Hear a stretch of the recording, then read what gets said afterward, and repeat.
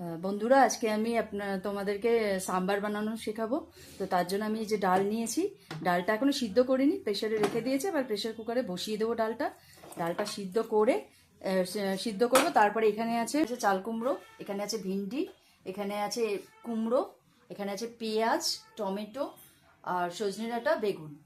আর এখানে আছে জিরে, নারকোল আর শুকনো লঙ্কা। এটাকে একটু শুকনো খোলায় ভেজে নিয়ে তারপর এটা মিক্সিতে বাটবো। আর এখানে হচ্ছে তেঁতুল, এটাকে আমি পরে চটকে এটাকে করে নেবো। এখন ভিজিয়ে রেখেছি তেঁতুলটা। এখন আমি ডালটা সিদ্ধ করে নিয়ে তারপরে বাকিটা দেখাচ্ছি। এবার আমি এটাকে শুকনো খোলায় নেড়ে নিচ্ছি। নারকোল, জিরে আর শুকনো লঙ্কা কিছুক্ষণ নেড়ে নিয়ে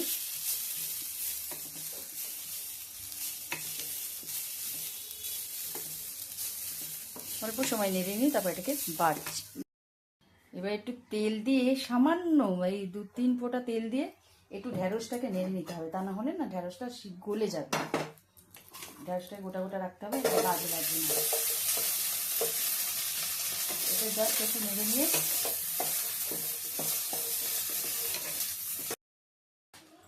জল ঢেলে দিয়েছি। এবার একটু হলুদ দেব আর নুন দিয়ে এই সবজিগুলো সব দিয়ে দেবো। ঢ্যাঁড়সটা অল্প একটু নেড়ে নিয়েছি তেলে, আর নুন দিয়ে দিলাম, হলুদ দিয়ে দিলাম, সব সবজিগুলো এর ভেতর দিয়ে দেবো। এগুলো একটু সেদ্ধ হয়ে গেলে ডালটা এর ভেতর দিয়ে তারপর সামনে দিয়ে দেবো।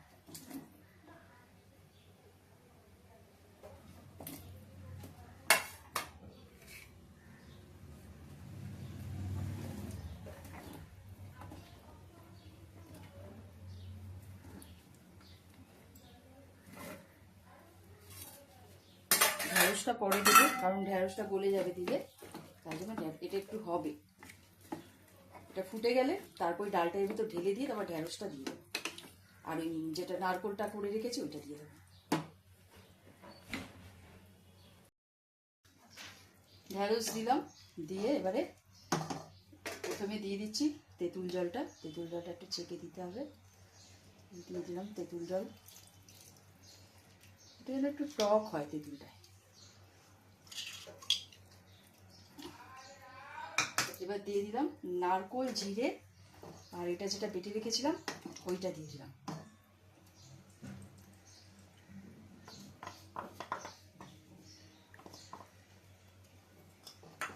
নারকোল, জিরে, শুকনো লঙ্কা ছিল এতে, দিয়ে দিলাম।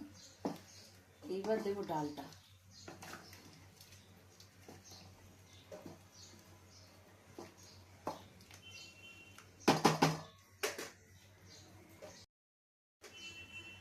এবার দিয়ে দিচ্ছি ডালটা আমি করে রেখেছিলাম, সিদ্ধ করে রাখলাম, ডালটা দিয়ে দিয়েছি। এইবার এটা নাড়িয়ে আর একটু সিদ্ধ হলে তারপরে এতে হলুদ আর দেবো সাম্বার মশলা দেবো। আর একটু হোক, একটু নুন দিয়ে দিলাম, আন্দাজ মতো নুন দিয়ে দেবেন। আচ্ছা, এর ভেতরে আছে একটু কাশ্মীরি মির্চি আর হলুদ গুঁড়ো, কালারটা ভালো আসে।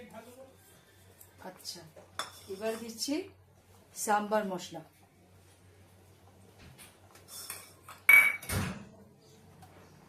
সাম্বার মশলাটা দিয়ে ভালো করে নেড়ে, লাস্ট হচ্ছে শুকনো লঙ্কা, সর্ষে ফোড়ন, কারি পাতা দিয়ে দিতে হবে। যেটা এটা হয়ে যাওয়ার পরে আমি দিয়ে দেখাচ্ছি।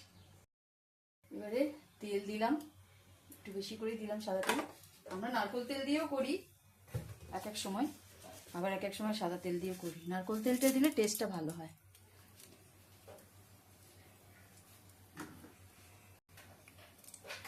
সর্ষে, শুকনো লঙ্কা আর এই হচ্ছে কারি পাতা।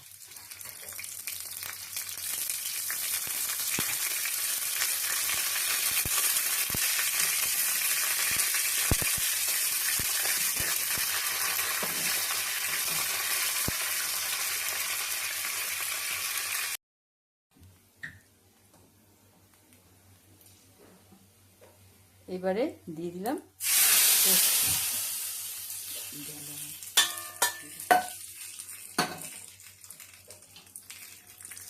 এইটা হয়ে